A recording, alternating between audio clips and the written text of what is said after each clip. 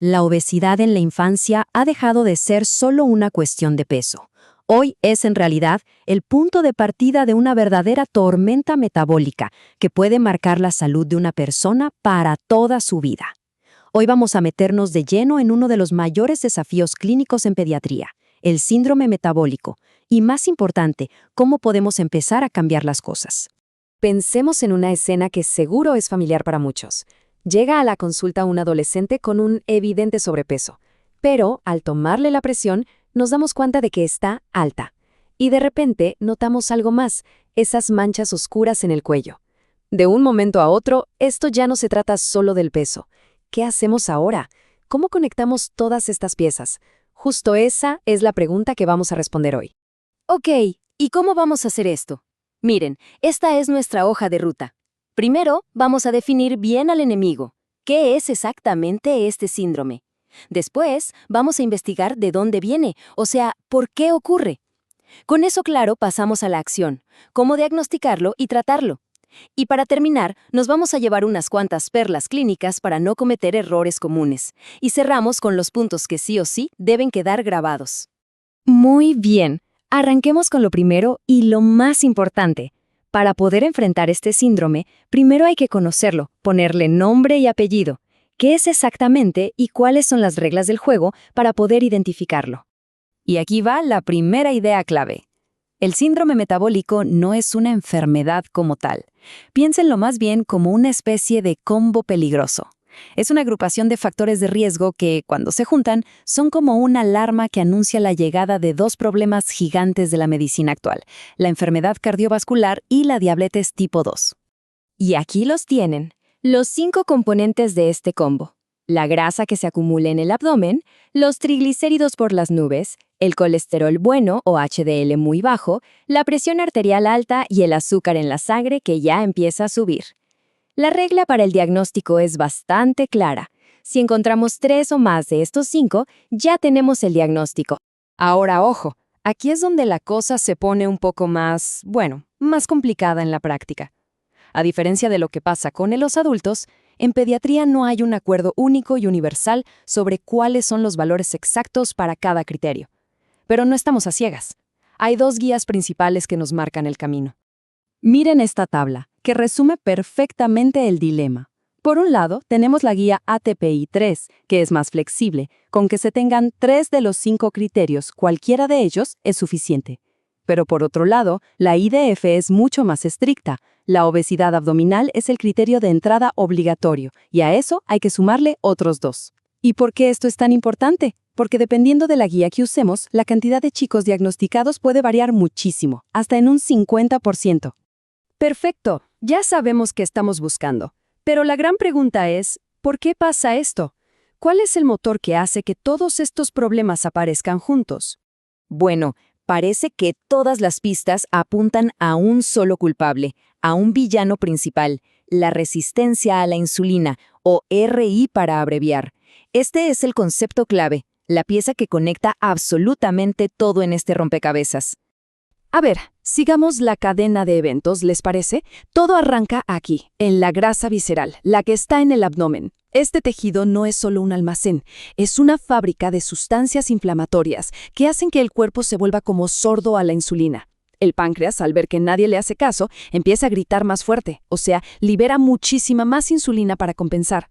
Y es justo ese exceso de insulina el que, a la larga, causa la presión alta, descontrola las grasas y hace que el hígado se empiece a llenar de grasa también. Claro, la obesidad no es la única que juega aquí. Hay otros factores que le echan leña al fuego.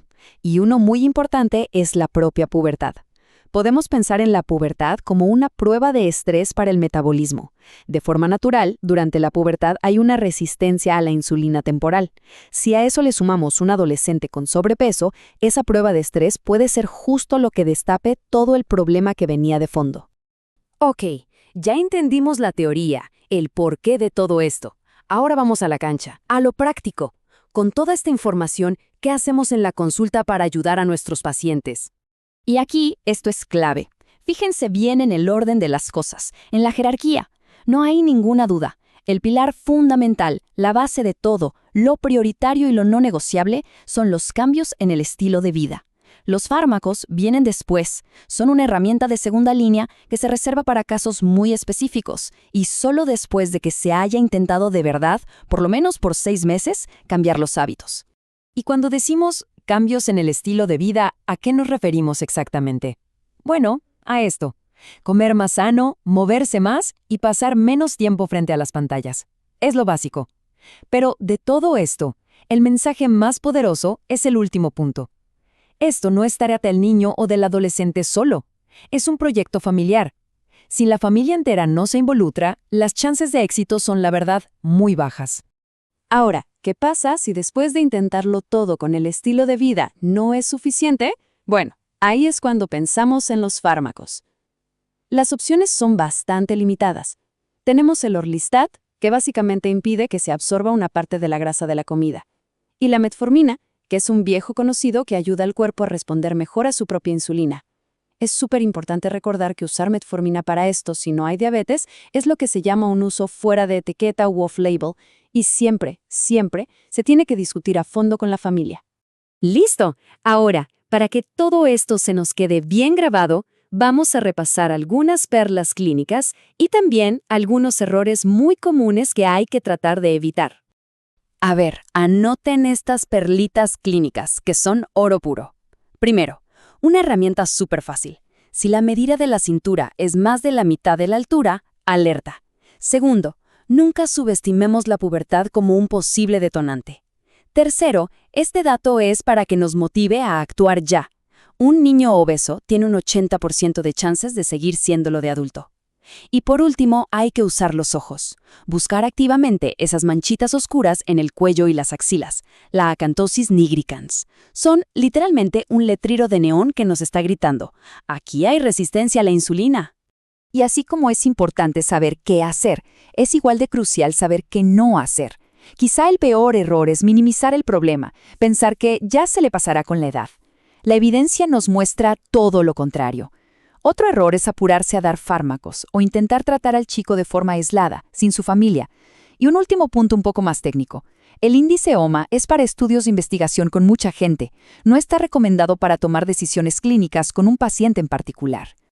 Muy bien, ya vimos qué es, por qué pasa y qué hacer al respecto.